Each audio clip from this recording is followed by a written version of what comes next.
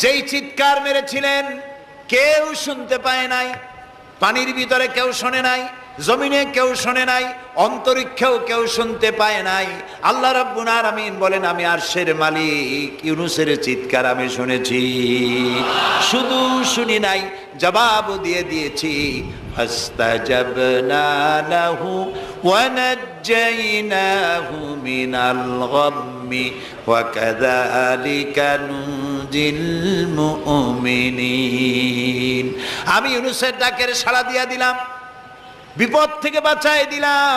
মাছের পেটের ভিতরে যন্ত্রণা শুরু হয়ে গেল, মাছ দেখলো বমি না করলে আর বাঁচবো না এমন অবস্থা মাছের হয়ে গেল।